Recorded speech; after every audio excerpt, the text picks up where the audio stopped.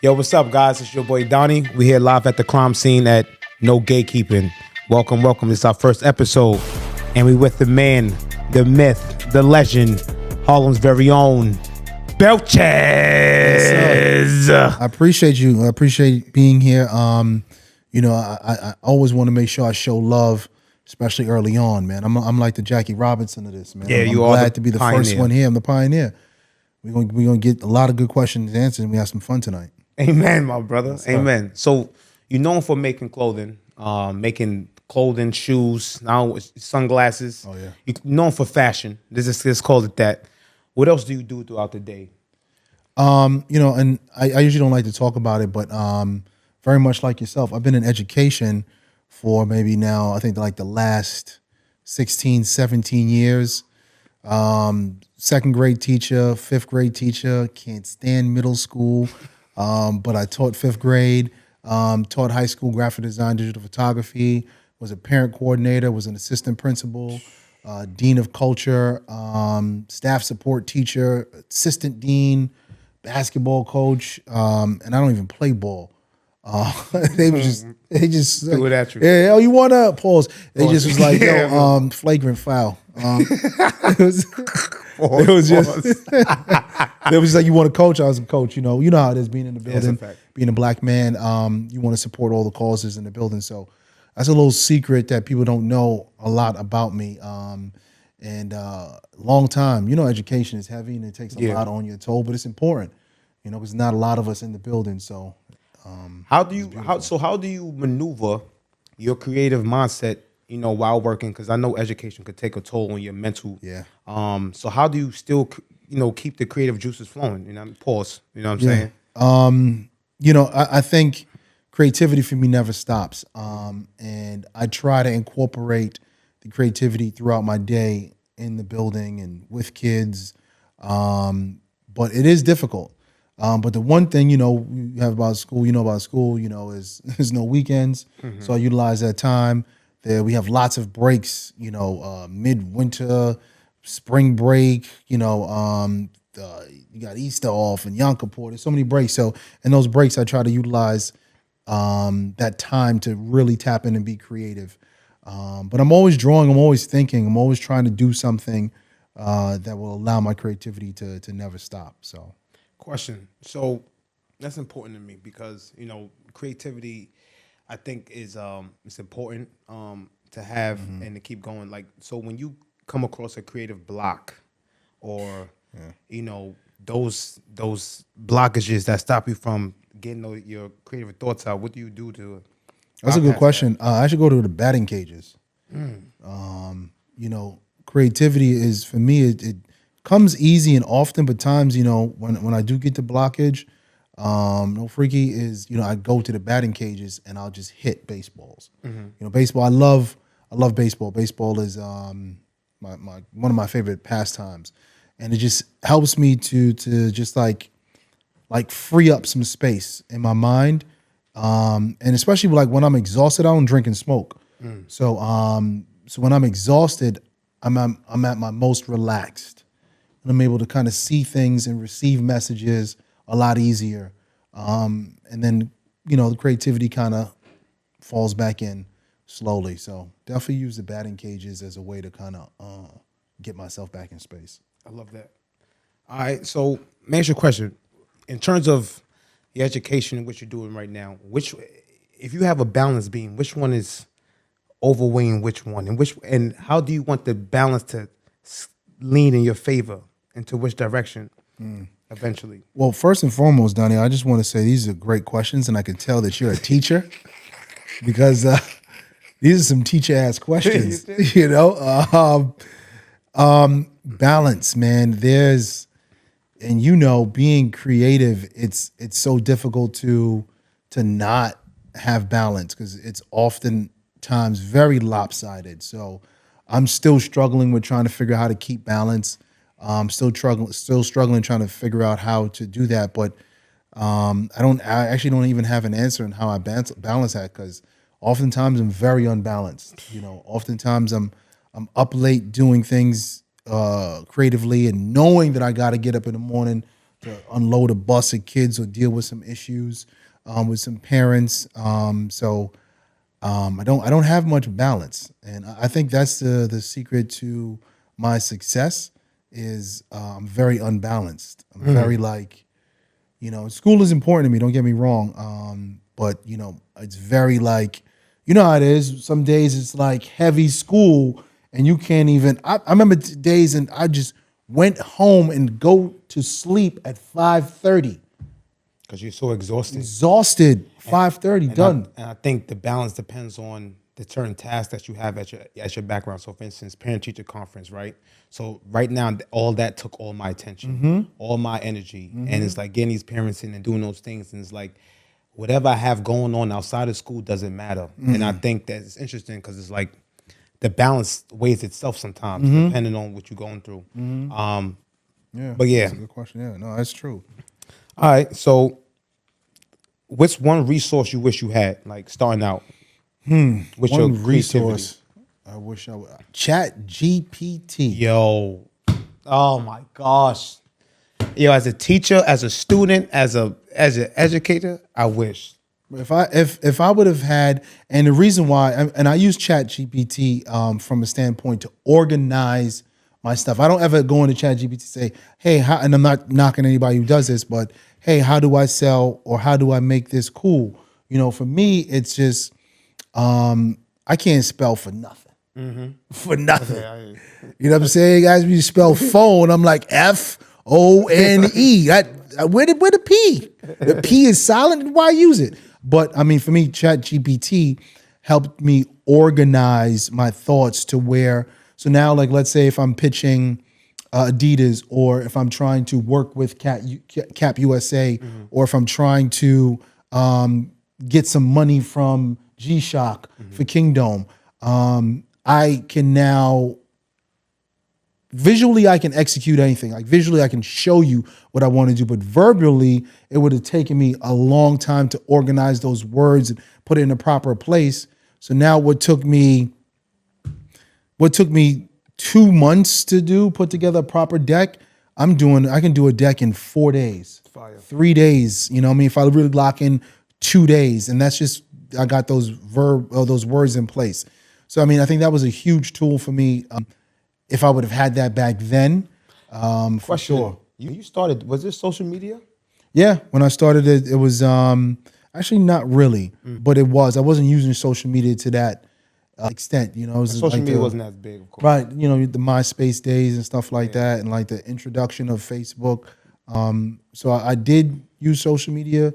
Once I realized people were buying or trust me enough to buy, that's when I kind of turned it up and used social media to my advantage. So, for sure. I want to talk about the trusted buyer. You just sparked a question in my mind.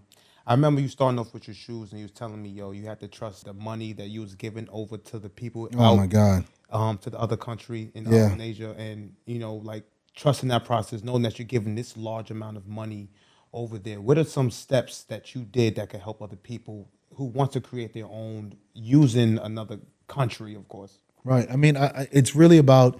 I mean, everything is made in China at this point. So I think the proper steps now, what you could do, whether or not it's anything, whether or not you want to make a sneaker, a jacket, I say you perfect it here. When I say here, you perfect it at home. So there's plenty of places that you can go get a 3D sample made. I mean, I live in a Harlem market. Right. When it comes down to like sampling or anything need to be made, there's tailors in there that are better than any tailor in the United States. I'll put my money on it, and very inexpensive and fast turnaround time. So I mean, my best advice is, you make your tangible product here first to see how much it costs here with all your expenses. And then you do the math and see what it would cost over in China, because after the taxes and the shipping and the tariffs and all the other stuff, it might not be that much of a difference. And the headache and the waiting, and then you gotta, I remember one year, I lost $30,000. $30,000. You caught that? All right, it's cool. I'm gonna make sure we still awake. I lost $30,000, and this was during the Beijing Olympics. 2008. Yep, 2008. I had a really big shipment coming in. And because this stuff was made obviously in China, and they didn't want anything to go wrong because China was hosting the Olympic Games, everything that was going out the country was getting screened like 6 or 7 times. So, you know what I'm saying? So it would get to this spot, massive screening. That spot, massive screening. So I had booked maybe about $40,000 to $50,000 in orders. And yeah. And when it didn't arrive when it was supposed to, people pulling out their orders. By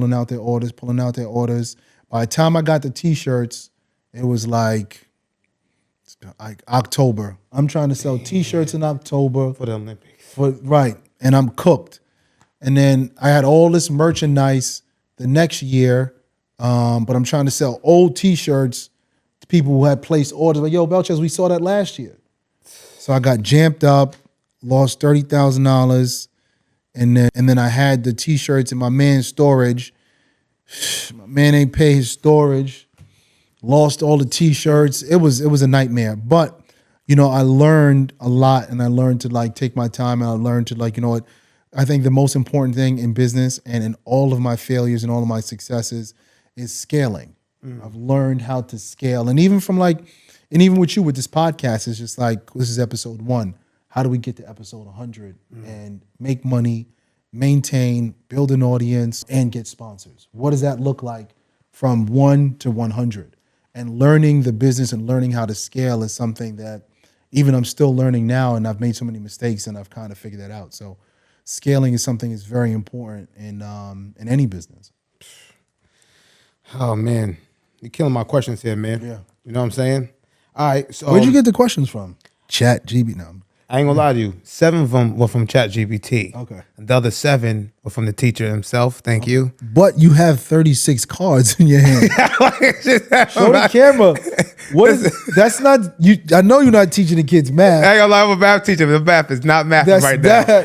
We're off the about clock. to hit him with that is not 7.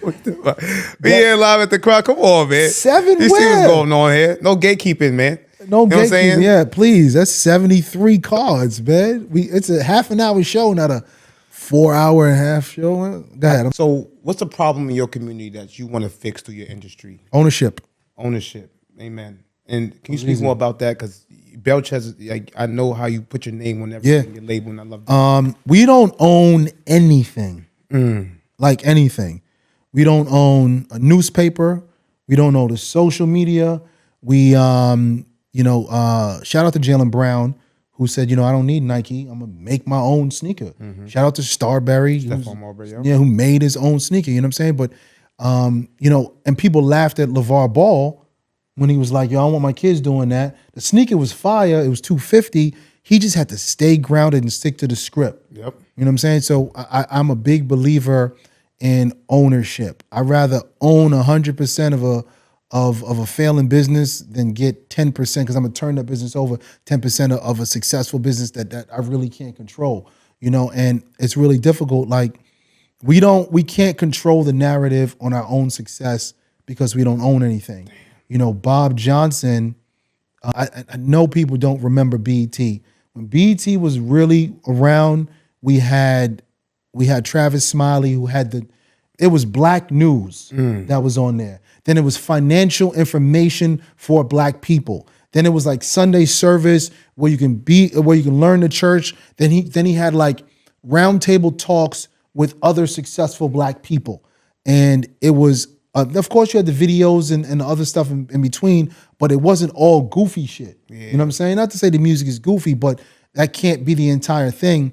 And I understand he wanted to make money and he became the first Black billionaire, but Viacom literally just bought BET to destroy it. Yeah. They bought it and they started pulling the news off. I literally remember watching BET and Fox News would say something about the story, and then BET would have the proper story. That's what I'm crazy. saying? It'd be like it'd say something like Donnie shot 2 people, and on BET it'd be like, actually they were shooting at Donnie first, Yo, that's crazy. and Donnie picked up the gun and returned fire.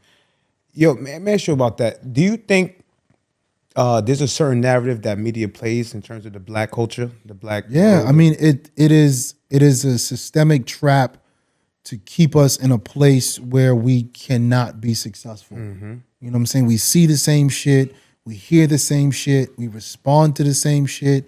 It's so difficult for. I saw this girl that said this thing, and it was perfect. She was like, "Black people make poverty look so good, right? And the news reinforces how good we make poverty look. So if I'm a black kid and I see being poor is cool, I'm gonna identify with being poor and connect that to the black experience, as opposed to identifying where other cultures identify with, you know, their influence and their financial prowess, and I want to build on that. You know, and media plays into all of that, all this gangster shit in the movies, like, you know what I'm saying? Everything is just ties back to shit that's not successful, and it goes back to no ownership. We don't own anything. They took BET and dismantled it. What's his name? Tyler Perry tried to buy BET. BET right now is $2 billion in debt, and they want $3 billion for it. So you need $7 billion to fix this.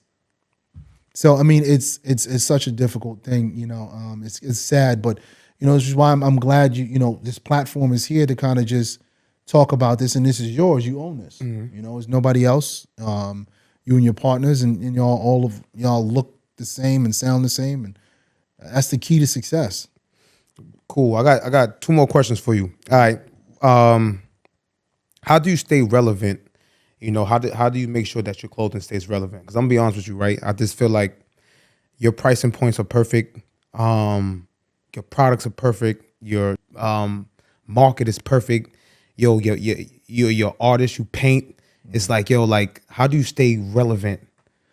I don't want to get smoked, no freaking. You know what I'm saying? Yeah, so it's just like there's so many people out here that are doing, and there's very few people that are doing better than me. So I'm always in competition quietly with other people. You know what I'm saying? I look at it and I'm like, all right, well, your shorts is $110. I don't understand why. I make my shorts for $40. You know what I'm saying? And okay, so you did that little cute photo shoot campaign. Okay. Last summer, I froze my shorts in gigantic blocks of ice. Yep, I remember that. And I just left it on 116th Street. And then once they melted, people just took the shorts. You know what I mean? Creativity for me is a challenge, and I want to be the best at everything I do. You know, sometimes I fall short, but every time I step into that gym, that mental creative gym, I'm gonna try to put up those numbers. So I'm constantly competing with myself. I'm constantly competing with other people quietly, because for me, it's really about making sure that, because growing up, you know, I wasn't able to get all the fly shit. So I want to make sure that I want to make the fly shit affordable, and I also want to make sure that you know this is fly. You know what I'm saying? I'm just not throwing it up. I'm putting my energy and concept behind you to convince you it's fly. So I'm definitely in competition with other people, and even like my friends. They don't even know I'm in competition with them, but it's respectful. It's never like it's healthy competition. I know. Yeah, healthy competition. Yeah. There it is. Yeah. So that just ties me to my last question. So what legacy do you want to leave behind? Oh man, I think the legacy for me is really based on giving and community. I want people to know, you know, how much I care about my neighborhood, you know, and as teachers, and as you know, as frustrated you are with parent-teacher conference, as frustrated you are with people in the building. I'm not saying you got any beef with anybody in the building, because, you know, a nigga lose his job and shit, come back like, yeah, you're gone.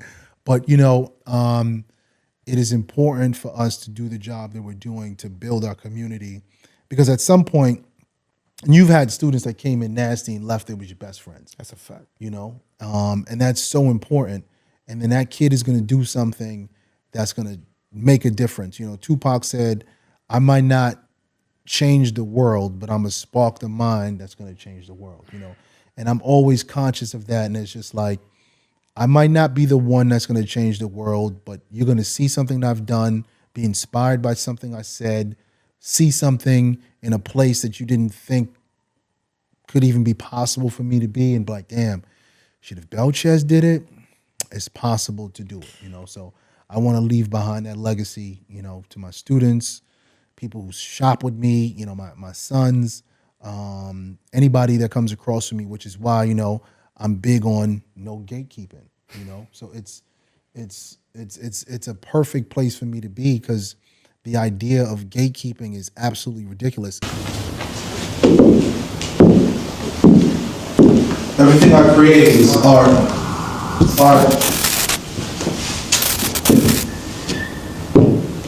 Everything I create becomes your beautiful possession. That's the definition of Belchez. That's the definition of who I am. I'm going to tell you something right now. This is the craziest. I'm not even going to say my man's name, yo. So I'm talking to my man, Jewish dude, right? So he's telling me, he's like, yo, I got a store down in Soho. I'm like, Soho?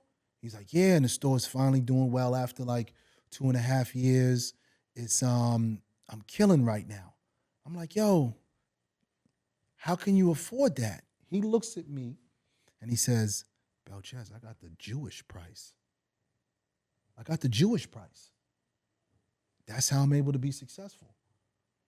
No gatekeeping on my side, Belchez. So they looked out. He said no gatekeeping out of his mouth. He said no gatekeeping on my side, Belchez. I got the Jewish price. So whatever price that is, if I'd have went in there, it'd have been $10,000 for me. He's paying $2,500 for a spot in Soho, and he finally has a successful business. And we're the only group of people that are consistently, I came up, bet. I'm not telling you how I got there. You got to figure it out. I mean, and a lot of it, unfortunately, isn't our fault, but we know better now through systemic, through systemic psychological warfare that was put on us, where we fought each other to be ahead. We haven't kind of broken out of that. So, gatekeeping is something that I will never do. Anybody asks me, Bell, where you get your shorts from and how you make it, I'm going to give you the factory. Yes, he does. Whatever you need. So, it's important, and then plus it's just like, that's healthy competition. Mm-hmm. You know what I'm saying? Oh, you got some shorts? Bet. In my mind, I'm like, this nigga, Donnie got some shorts? Bet. I'm going to smoke Donnie this summer. Donnie don't even know. I gave you the connect. So you can't even be like, yo, Belchez, and give me the connect my shorts. It's the same silhouette. Why are my shorts better? Yeah, because I'm working harder, Donnie. And I'm going to dap you up. What's good, Dan? How you doing, man? How you doing? Yeah, good that's to see healthy you. competition. Good to see you. I walk away like, yeah, my shorts is better than his. But it's healthy competition, and I think that's what keeps me grounded for sure. All right. So in the true energy of no gatekeeping, can you give me some secrets? Oh, I mean, that's easy. I mean, every morning I read this thing called the AI Rundown. And the AI Rundown, it has all sorts of tricks to whether or not it's to manipulate photos, create new videos, add logos. People will call me, and now no one's gonna call me after this, but people will call me and say, hey, Belchez, make me a logo. I'm like, all right, $200. I get on my computer and, do a logo in 5 minutes, 4 minutes, and hit him like 3 days later and be like, well, here's your logo. I'm like, oh, thanks, Belchez. 3 days is fast. I tell people, it didn't take me 3 days to make the logo. It took me 17 years to make the logo and to be able to make it in 3 days. So I read the AI. I mean, the Rundown AI is a phenomenal place to just learn about AI and all the tricks. That's one. Another big secret is the tailors in the African market. Got you. There is a tailor right now in the African market that started the business. His name is Dom. Booth, 12, 13? Booth 16. His name is Dom. He started the business with Dapper Dan. Okay. When I tell you he can make a Pele for you, he can make a Pele for you today for like $200. You go supply the leather. He'll make a Pele for you, Pele quality. That's crazy. He made so much money with Dap. that it doesn't even make no sense, and he's right there on 116th Street, and people don't even know and just breeze by him. That's my guy. You know, he does like alterations. Like the African market is just full of gems. The homie in the African market, he added the little extra piece on this, added the tail on dropped the joint down on this. I didn't finish the jeans, but you know, cooked this for $20. I thought those were finished. Well, yeah, they kind of finished, but once I add some more stuff to it, but $20 to fix this on both legs, you know what I'm saying? So that's another good spot. What's another trade secret that what's a good trade secret? Yes. Nissan. So it's Nissin, Nissan hats. Tell when you go there, go to Valerie. What I'm talking about, the best Valerie. Valerie. Nissan hats, and they do embroidery. So and their quantities are low. So if you're starting out, and I always tell people to start out with hats because male, females, you know, adjustables. You can wear whoever can. You're not gonna have a fit issue, you know. Right. So Nissan caps, they have like maybe 500 different silhouette hats. All those foam trucker hats they got there for maybe about $1.50, maybe $1.50. You find your logo, you embroider your logo on there real quick.